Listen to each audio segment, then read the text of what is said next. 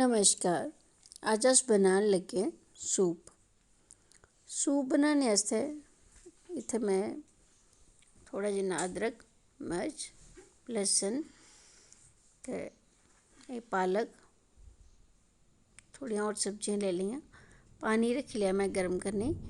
थोड़ी हारी मैं मैगी पाई लेई, ञ्याणें गी खलानी ऐ। सब्जियां ते इ'यां खाने गी ना करदे ते सोचेआ क्यों ना इ'यै तरीका लाया जाए। गाजर थोड़ी थोड़ी साफ करी लेई ते पालक धोइयै कट्टी लेआ। में एह्दे च शिमला मर्च बी पाई लेई। गाजर, पालक, मेथी होए ते मेथी पाई लैओ। जेह्ड़ियां बी सब्जियां थुआढ़े घर हैन सारियां गै थोह्ड़ी थोह्ड़ियां पाई लैओ। इक में एह्दे च पाई लेई सैल्ली मर्च। ते बस इ'यां गै पालक पाई लेआ उबलदे पानी च। गाजर, शिमला मर्च सब पाइयै ते खट्टी ओड़ना।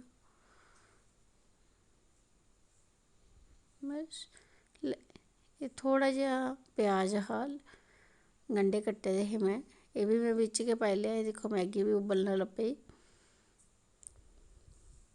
मैगी ते लालच ऐ खलाने दा इ'नेंगी।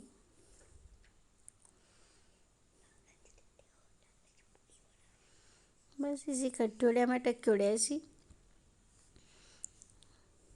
एह् दिक्खो हां सब्जियां साढ़ियां गड़की गेइयां। एह् असें कोई अगर तुसें सेक जादा रक्खे दा तुसें 7-8 मिंट रक्खने पौना।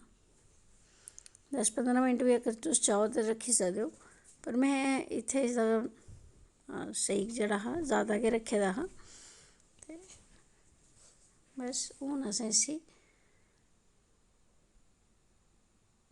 एह् दिक्खो मैगी बी बनी। इसी करता गैस बंद ते एह् जेह्ड़ी सब्जियां हियां इ'नेंगी असें भुन्नी लैना। भुन्नियै ते में गर्म गर्म गै भुन्नी लेआ। बस इसी हून में कड़छी कन्नै मिंदी लैना। तुस चाहो ते मिक्सी च बी करी सकदे हो, पर में इसी मिंदी मिंदियै सारा आस्ता आस्ता 2-3 बारी इस्सै पानी च मलाइयै फ्ही 1-2 बारी छानियै तां कि जिन्ना एह्दे च इस्तेमाल कड्ढी सकचै उन्ना गै ठीक ऐ। और एह् सारा बिच्च गै जान देना। इत्थें में मक्खन लेई लेआ थोड़ा जेहा। एह् मक्खन मेरे कोल घर आह्ला बने दा ते है नी हा, अमूल गै लेआ में। एह्दे च लह्सन अदरक दा थोड़ा जेहा पेस्ट पाई लेआ में।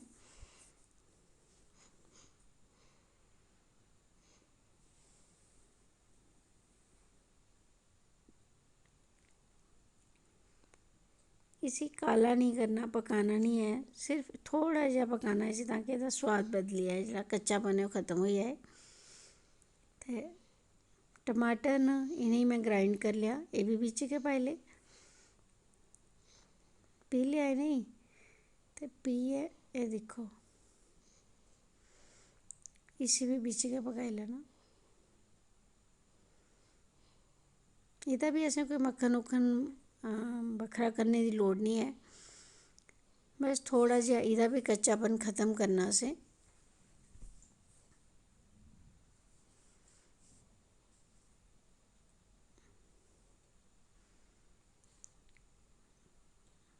एह् मैगी पाई लेई एह्दे बिच्च।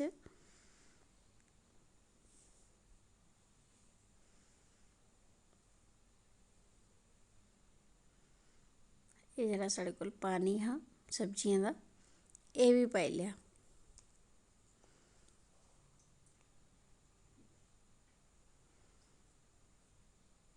हून असें इसी गड़कन देना। एह्दे च पाई में सोया सास।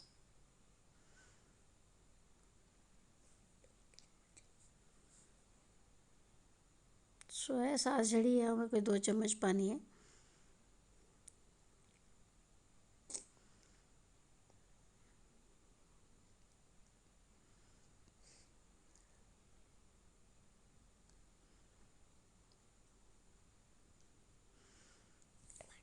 एह्दा बी अपना गै इक बक्खरा सोआद आई जंदा, उप्परा रंग बी बदली जंदा।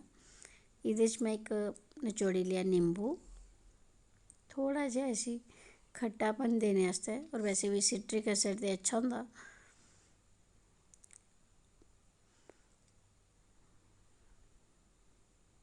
कन्नै थोड़ा जिहा कॉर्नफ्लोर 1 चम्मच इसी घना करने आस्तै।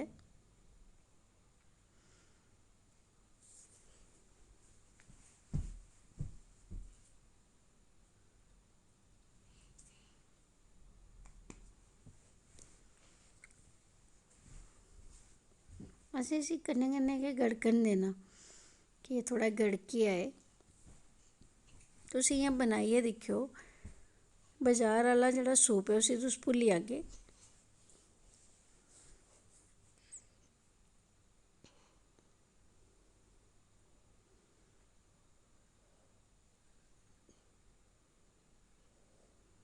तुस एह्दे च दूई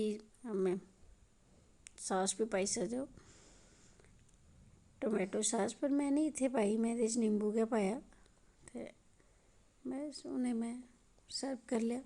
इसी असें कोई 15 मिंट गड़काया हा टोटल। ते शुरू च उबालने आस्तै जेह्ड़े असें 8-10 मिनट लाए, ओह् मतलब अद्धे घैंटे दे अंदर थोआड़ा सूप रेडी होई जंदा।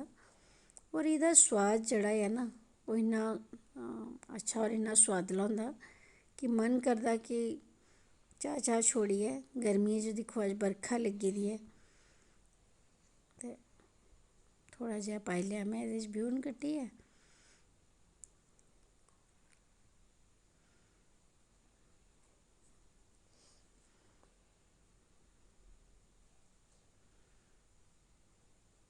सनाओ भला कनेहा बनेआ। उम्मीद ऐ शैल बनेआ होना, पसंद औग तुहानूं।